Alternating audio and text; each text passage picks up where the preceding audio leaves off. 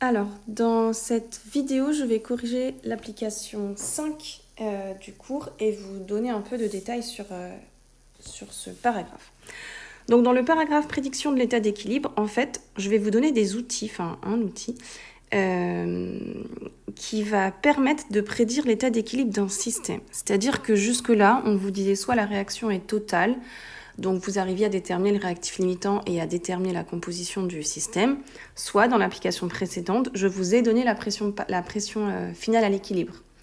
Maintenant, on va utiliser un outil qui s'appelle la constante d'équilibre que je vais vous détailler un peu plus loin. Je vais vous donner d'autres outils avant, qui va permettre de prédire l'état d'équilibre. Alors, les hypothèses de départ, c'est que le système, c'est un système qui est fermé. On ne va pas étudier de système ouvert.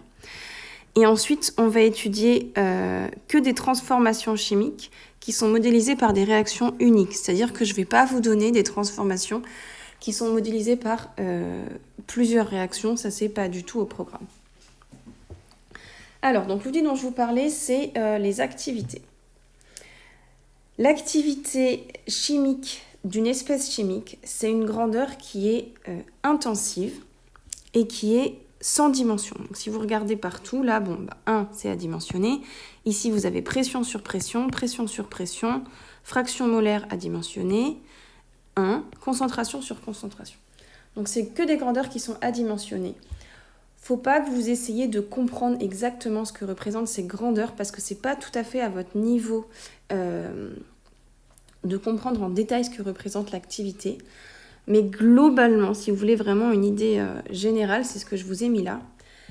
L'activité d'une espèce chimique, elle va exprimer l'écart entre les propriétés d'une espèce chimique, soit qui est pure, soit qui est dans un mélange, soit qui est dans un mélange réel, et les propriétés de cette même espèce qui est dans un état standard à la même température. Et en fait, c'est ça, là, c'est état standard qu'on n'est pas capable de définir à votre niveau. Mais si je dois vous donner un exemple, je vais vous donner l'exemple des mélanges. Donc, l'état standard d'un mélange, c'est un mélange qu'on appelle idéal. Et c'est un mélange dans lequel on néglige les interactions entre les particules entre elles.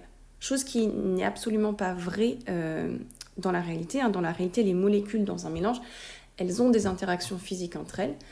Mais on va définir un état standard qu'on appelle mélange idéal, dans lequel on néglige les interactions entre les particules. Et l'activité, ça permet de déterminer l'écart entre ce mélange idéal et le mélange réel de l'espèce chimique. Voilà. Donc ça, c'est de la chimie qui va un peu plus loin. Je veux pas que vous vous embêtiez avec ça du tout, mais c'est juste que comme je sais qu'il y en a qui sont curieux et qui me poseront la question, je vous donne un tout petit aperçu de ce que représente l'activité chimique.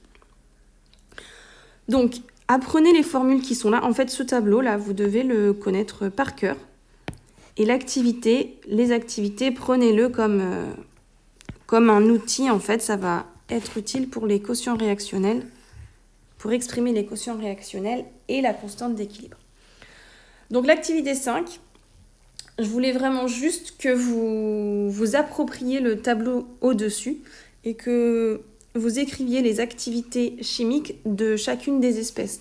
Donc, ce qui est important, c'est de regarder dans quel état est l'espèce chimique, puisque ça va impliquer la formule que vous allez choisir ici pour exprimer l'activité de l'espèce chimique. Donc, dans les 3 premières, dans la question 1, c'est que des espèces qui sont gazeuses. Donc, vous voyez l'activité d'un corps pur gazeux, c'est sa pression partielle divisée par la pression standard qui vaut 1 bar. Donc, pour les 3 premiers, l'activité, ça va être pression partielle. Donc, pour le dihydrogène, P2H2 sur P0. Pour le dioxygène, P2O2 sur P0. Et pour le dernier, je n'ai rien mis.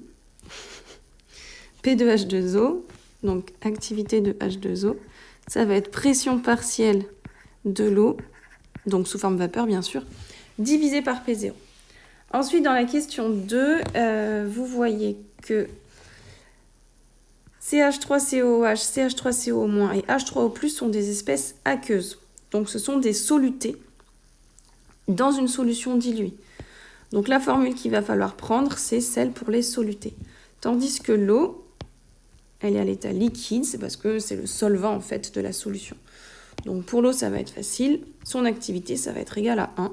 Et pour toutes les autres, ça va être concentration de l'espèce chimique divisé par concentration standard qui vaut 1 mol. Donc j'ai dit pour l'eau, comme c'est le solvant, c'est égal à 1. Et ensuite pour toutes les autres, ça va être concentration de l'espèce chimique, donc la CH3COH entre crochets, divisé par concentration standard et pareil partout. Concentration de CH3CO- divisé par concentration standard et concentration des ions oxonium, des ions H3O+, divisé par concentration standard. Pour la question 3, on a donc deux équations de réaction qui sont des systèmes hétérogènes puisqu'ils ne sont pas sous le même état physico-chimique. Donc là, en réactif, on a de l'ammoniac gazeux et ici de l'ammoniac aqueux. C'est deux formules qu'on a déjà vues dans les questions précédentes. Donc pour l'ammoniac gazeux, son activité, ce sera pression partielle de l'ammoniac divisé par pression standard. Et pour l'ammoniac aqueux, ce sera concentration de l'ammoniac sur concentration standard. Et la dernière équation de réaction, on a des espèces aqueuses et une espèce solide. Donc espèce aqueuse, on a déjà vu. Et pour les solides, je monte dans le tableau et je vois que les corps purs solides ou liquides ont des activités égales à 1. Donc, l'activité de HCl qui est un solide, ce sera 1. Et l'activité des deux ions, ce sera leur concentration divisée par la concentration standard. Voilà. Donc, vous voyez, une fois que vous avez le tableau en tête, les différentes formules qui sont ici, pas de difficulté pour exprimer les activités des différentes espèces chimiques. Il faut juste connaître leur état physico-chimique. Est-ce qu'elles sont en solution aqueuse? Est-ce que c'est le solvant? Est-ce que c'est le soluté? Est-ce que c'est un gaz? Etc. Voilà. D'ailleurs, je viens de réaliser que quand je vous ai parlé de la formule du gaz, au tout début, je vous ai montré celle-ci. Ça, c'est pour un corps pur gazeux. Pour les mélanges idéales, c'est celle-ci. Et on voit bien là, le PI, ça veut dire pression partielle. Bon, la formule est à peu près la même, donc je ne pense pas que ça vous a perturbé pour mes explications. Voilà pour cette application 5 et il vous restera une dernière vidéo.